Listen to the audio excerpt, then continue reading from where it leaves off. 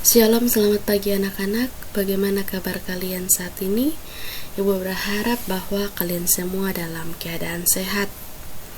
Kita patut mengucap syukur kepada Tuhan karena atas kasih-Nya kita masih diberikan kesempatan untuk belajar walaupun model pembelajaran hanya melalui daring.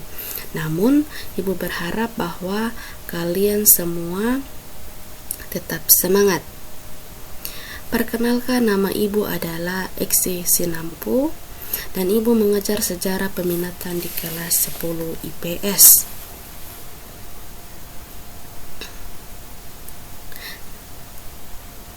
Sekarang kita akan belajar materi yang pertama, bab 1, yaitu kehidupan manusia dalam ruang dan waktu. Ada 3 pokok pembelajaran yang akan kita bahas. Yang pertama, manusia dalam ruang dan waktu. Yang kedua, manusia hidup dalam perubahan dan keberlanjutan. Serta yang ketiga, keterkaitan peristiwa sejarah dan kehidupan masa kini. Adapun tujuan pembelajaran yang akan kita capai, yang pertama, siswa dapat menganalisis kehidupan manusia dalam ruang dan waktu. Yang kedua, siswa dapat menjelaskan kehidupan manusia dalam perubahan dan keberlanjutan. Serta yang ketiga, siswa dapat menganalisis keterkaitan peristiwa sejarah masa lalu dan masa kini.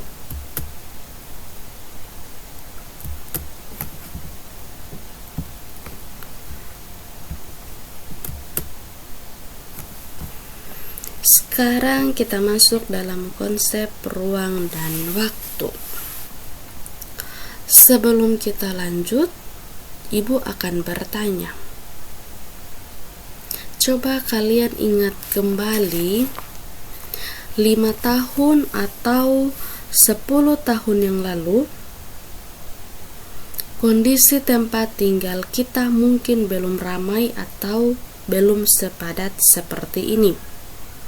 Mungkin pada saat itu kalian masih duduk di bangku TK atau di bangku SD. Kalian masih dapat bermain-main di sawah atau di tanah lapang sekitar rumah kalian. Pada saat ini mungkin sawah atau tanah lapang di sekitar rumah kalian sudah berubah menjadi kompleks perumahan. Mungkin pula di kota kalian saat ini atau tempat tinggal kalian saat ini telah berdiri pusat perbelanjaan modern yang semakin mendesak pasar tradisional. Nah, tentunya perubahan paling mudah yang mungkin dapat kita lihat adalah perubahan di lingkungan sekitar kita yang kini berkembang menjadi modern. Perubahan-perubahan itu kita alami karena kita beraktivitas dalam ruang dan waktu yang terus berjalan. Ruang dan waktu merupakan panggung kehidupan manusia. Sehingga ruang dapat dikatakan tempat terjadinya peristiwa, sedangkan waktu merupakan kapan peristiwa itu terjadi.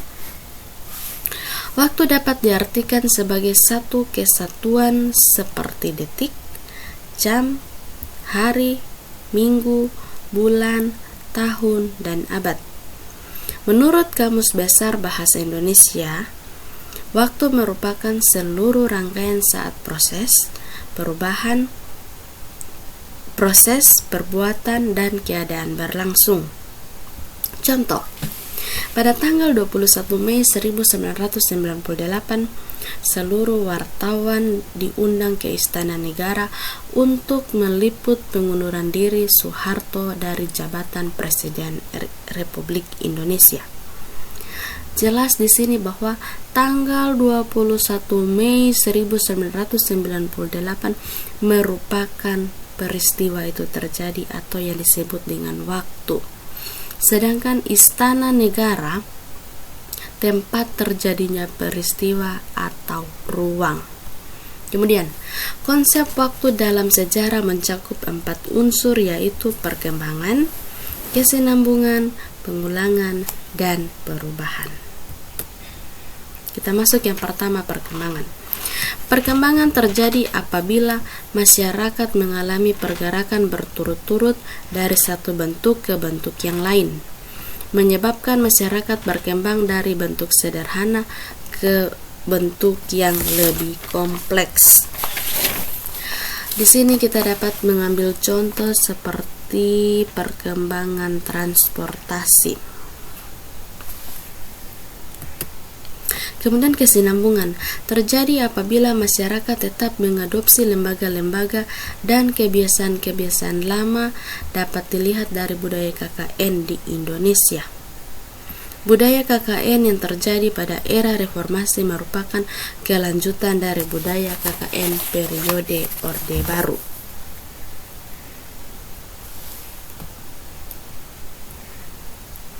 Kemudian yang ketiga atau bagian C, pengulangan, terjadi apabila peristiwa masa lalu terjadi lagi. Contohnya, terlihat pada kebijakan liberal di Indonesia.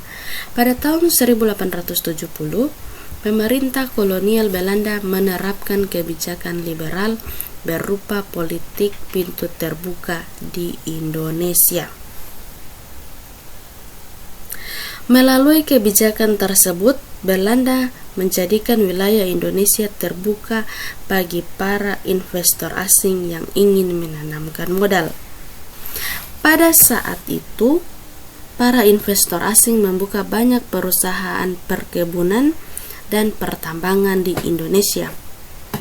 Mereka menyewa tanah milik penduduk pribumi dan menjadikan penduduk pribumi sebagai pekerja di perkebunan dan pertambangan tersebut.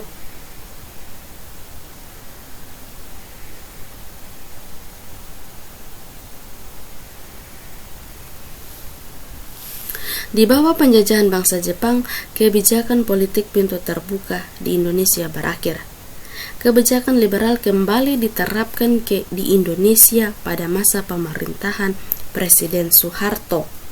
Sejak tahun 1967, berbagai perusahaan pertambangan dan perkebunan kembali dibuka untuk para investor asing di Indonesia.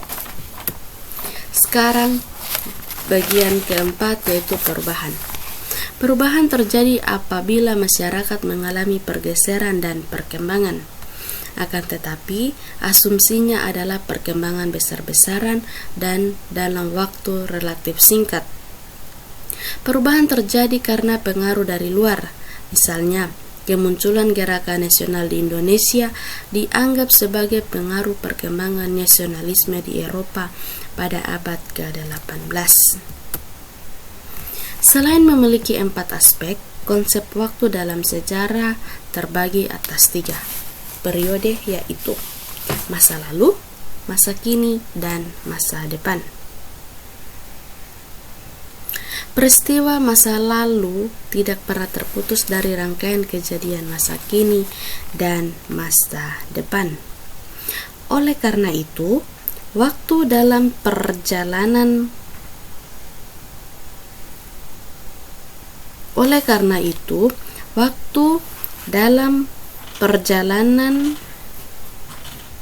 peristiwa sejarah tidak bisa berdiri sendiri, tetapi akan terikat oleh aspek ruang dan waktu.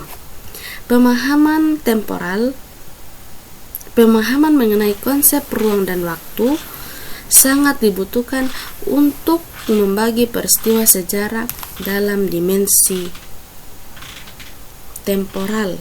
Oleh karena itu, dalam sejarah dikenal istilah periodisasi atau pembabakan waktu.